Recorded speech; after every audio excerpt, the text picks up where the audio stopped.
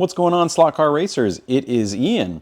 We are here, and if you don't recognize these cars, they are the MR Slotcar Challenge cars. And I've got my 2023 car here and 2024 car here. And I'm about to take you through a quick rundown of this car, the McLaren, and the Porsche, and compare them, compare my setup between the first year and the second year, and then also just tease this little car here, which secretly, this is the car that I want to race. I want to race the 333. So I think these are beautiful cars. The driver will hopefully stay attached, but maybe because of the G-forces in cornering, the driver stands no chance. Anyways, these are really cool cars. Without further ado, I'm going to take you through these cars. So just a quick recap. This was 2023. Excuse me, I'm getting over some bronchitis here. And this car was finished second. I finished second in this race. Todd won this race and was just really in control the whole race. He built an incredible car. He drove an almost flawless race. He may have even driven a flawless race. I don't actually recall because I was so freaked out dealing with my car. But overall, it was a really fun weekend. That race did haunt me for a bit.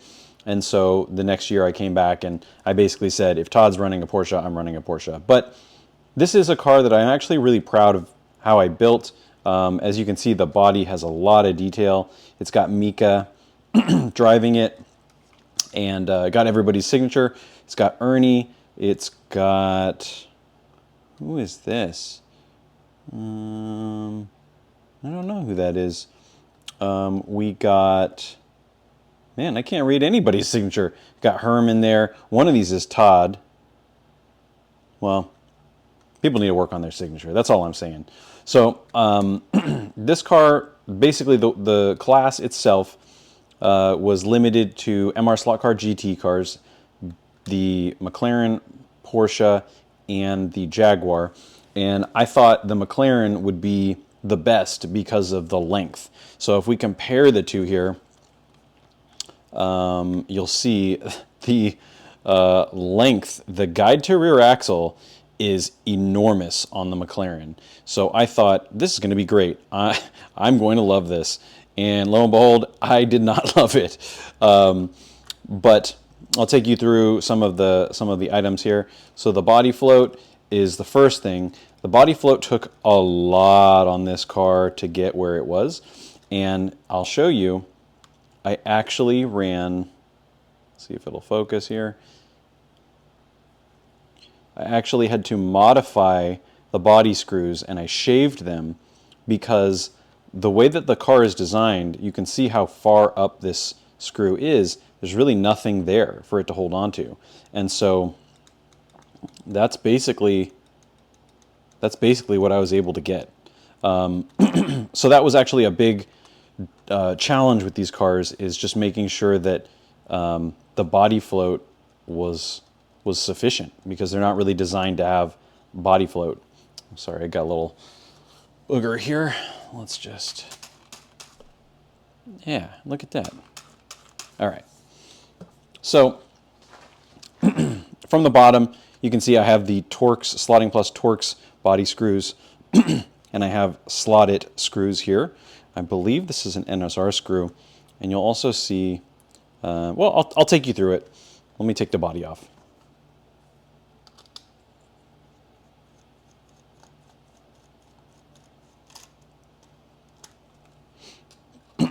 And as I said, this race was a challenge. Todd was really driving out of his mind that race, and he had an amazing car that just gave him a ton of confidence. I got bit a couple times by my car having just like a snap, what would we call it? Just like a snap overbite, basically, where the car had way too much grip and it just did not corner. It just did not want to make the corner in certain spots at Electric Dreams. And so there were a couple places where the car just popped out, just front first, and there's no, when the car has too much grip, there's no it doesn't give you any signs. It's not like you are a little loose and the rear slides out. When it's too tight, the front just goes. And it's really, really difficult to drive a car like that. And that's kind of what Todd experienced at NSR this year, was that the grip was really, really high. And he had a lot of trouble with that. So bear in mind that this car is from, you know, a generation at Electric Dreams where there was magnetic downforce. I believe that there wasn't enough weight in this car or ballast to begin with. So just bear that in mind, you know, do as I say, not as I do kind of thing. So here you'll see that I do have these Slotting Plus stainless screws and nuts, and I've armature dyed them purple. That's just for cool effect, but also just want to make sure that the front end was really robust, and I didn't want the front end to fall apart during the race, right? You'll notice that I do have that NSR screw here in the middle, and I've trimmed it.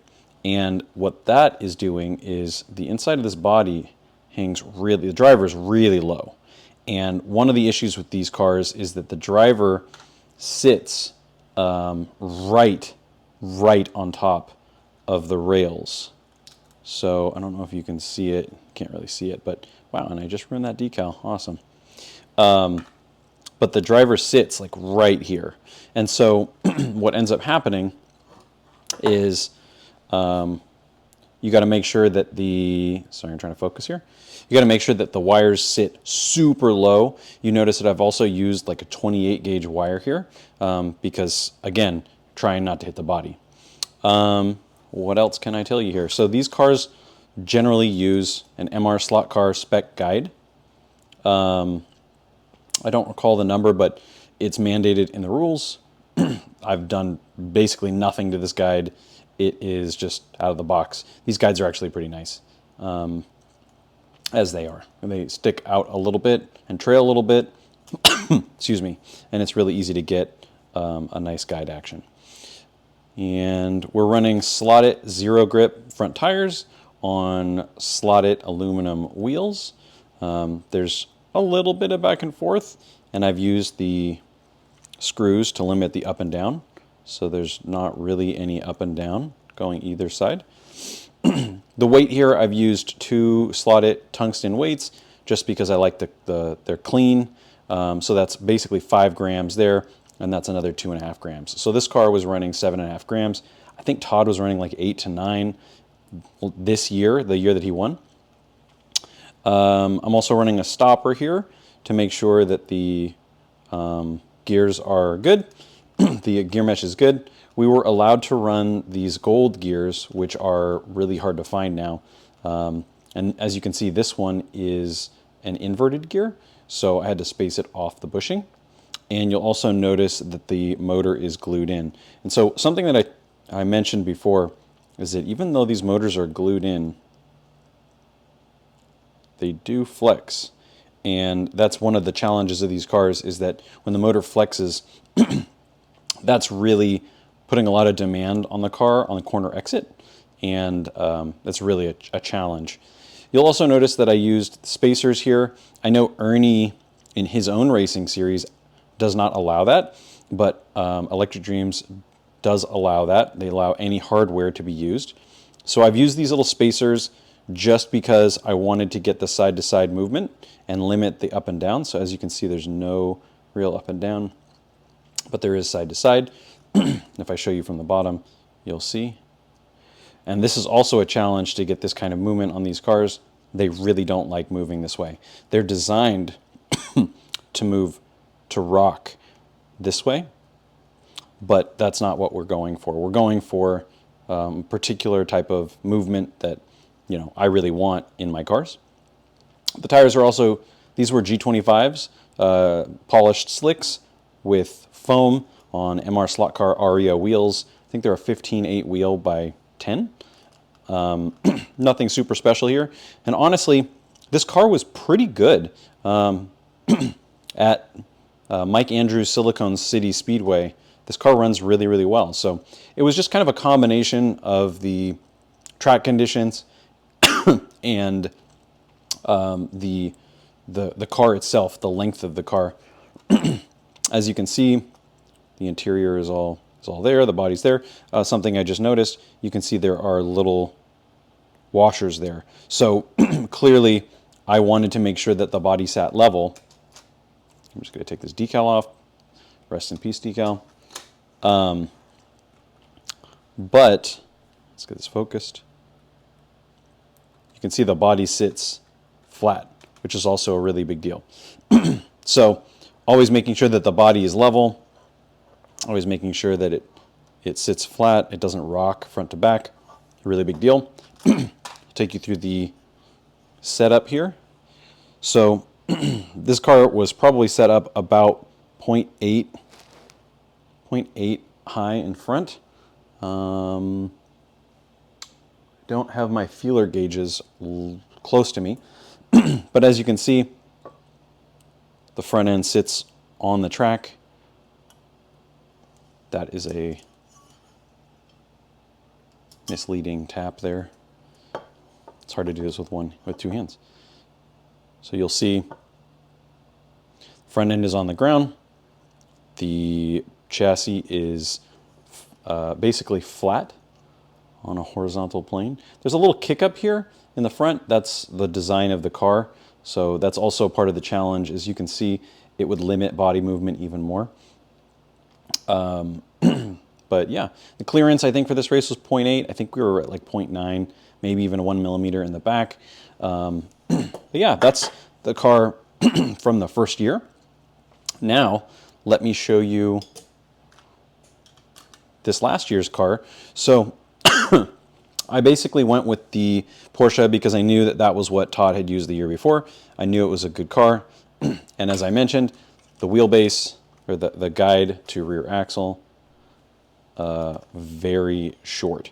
So the thought here is that, you know, while we typically think that the longest guide to rear axle is going to be the car that's easiest to drive, sometimes it's not. Sometimes a longer guide to rear axle makes the car rotate slower and struggled in the corner, and I felt like this car got really bound up in the corner. It really fought rotating, whereas this car just really, really rotated through the corner. So I'll take you through this car real quick. You may have seen the breakdown of this car on Electrostream's YouTube, but you'll see that it follows a lot of the same concepts. You know, we have no rocking anywhere in the body. The body float is a challenge on this car as well. You'll see I use the same stainless hardware, the same NSR screw, really the same setup as the first year, like almost identical.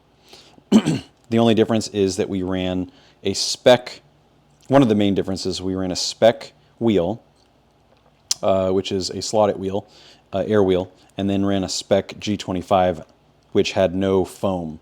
So, you know, there's no, Marco does it this way. There's no foam in there. So the cars were more erratic. They didn't break away as linearly. So it was definitely a challenge this year to drive the cars as hard. But that's the rules, you know. Sometimes the rules change. Sometimes it doesn't make the cars better. But those are the rules, and you got to abide by them. So I'll take you through this. And I should mention also that this body did win concourse. I painted two of them, actually one for me and one for Herman.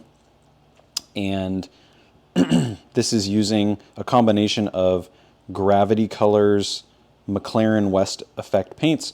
So it uses a West Effect silver, which is in there, right there, to a brilliant black, like a black pearl. And then this red is Solar Flare Red, which is a, excuse me, tropical glitz color. And then this fluorescent yellow is like a fluorescent yellow from Tropical Glitz. And you'll see I spent a bunch of time on the interior. I did not paint the helmet this time. Or I didn't use a painted helmet, I should say. So, but yeah, I was really happy with this body. Usually I put the weight in there somewhere. Doesn't look like I did. But as you can see, I didn't have to use any washers here. but I did slightly remove some material here because it was getting caught on the inside of the body, or the chassis. So you'll see there's this trough here, and the body will get stuck in there. So in order to actually have body float, I had to sort of profile the edge of the body so that it fit in there and didn't get stuck. So let's compare the two here. You'll notice, again, they are freaking almost identical. Really almost identical. So again, just showing you that it's all about the concept and not necessarily the car. Sometimes the concept can carry through to another car and work really, really well. Sometimes it's just the conditions that you're running. This car also had the foam inserts, which allowed it to have a little bit more traction, I'd say, consistently than this car. So in the corners, this had a little bit more bite, which I think led to part of the challenges that I faced. So here you'll notice I'm still running the 2 slot-it weights. Again, I probably could have run more weight here and then a bigger weight here. I think this is like 3. I'm not totally sure, but definitely a lot of weight. And again, this is when there was a little bit of magnetic downforce still on the track. So moving forward, all the cars that we're going to build are probably going to have more weight. You'll notice I've named the motor just so that I can remember it. I don't have quite as much movement in this car, and this is tighter. So I've basically put the car under more tension, the pod under more tension, to give it a little bit more forward bite. I'm having trouble focusing here, sorry. You'll notice that the pod does not move front to back. It only moves side to side, and it doesn't move side to side in front. So essentially, I'm treating this as my forward bite, and I'm treating this as my basically corner entry and corner exit forgiveness. So I'm increasing forward bite here and then decreasing bite at the limit here, basically to get a little bit more comfort out of the car. Let's see what else. So we got the same exact front wheels here. I'm still having trouble focusing, so let's try this a different way. So running the same exact front wheels here, the slotted aluminum wheels, same guide. I even used the MR Slotcar guide screw, which is a new requirement that year. Same spacer setup, except for their red, which again is not a performance change, it's just a different color. And one thing to note on this car, you'll notice that the weird wiring job, that is also to go around the interior. You can see how low the interior sits, which looks really cool on the track, but it just always gets in the way of the wires 100% of the time. And a lot of the challenges that guys faced were that the wires were hitting the interior and making the body do really weird things. So part of our solution there with Todd and I is to run the wires literally outside of the interior tray, which fixed that issue. Even running them in with like 28 gauge down through here, just having them come up through this section interfered with the interior. So that's just what you had to do. Motor is glued in all the way around, and I don't know if you can rewind to the last year's car, but this year, let's see, less flex. So I'm learning. Solid axles front and back as required by law. Same gear ratio. It's a 24. It's a 24. So I did go up a tooth, I believe. So we started last year with 23. I was able to go up a tooth 24 to get the car to come off the corner a little softer and just didn't have to worry. I felt like I had a really good motor, so I could make that adjustment. Other than that, you'll notice there's really no major things. Like I said, I did sort of clearance this out so that the body didn't get stuck there. And I am running the body adjuster screws all the way around. Some of them are up, some of them are not up so far. But yeah, these cars are really a challenge to work on. They're not designed to work in the way that basically I'm getting them to work. But you know, once you get them to work, they're a good car.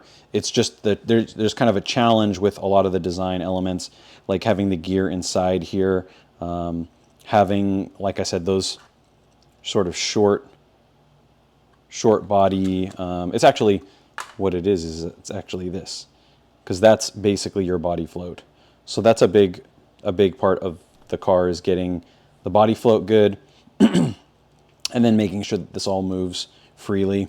One other challenge is that the uprights tend to bow a little bit, so making sure that you have good alignment on the uprights. What I would recommend is when you flatten the chassis, you can use a fake motor, not a fake motor, but just use like a crap motor. Put the crap motor into the pod when you align it, put an put an axle and bushings in the pod, and get all of that perfectly aligned, and that'll help you a lot.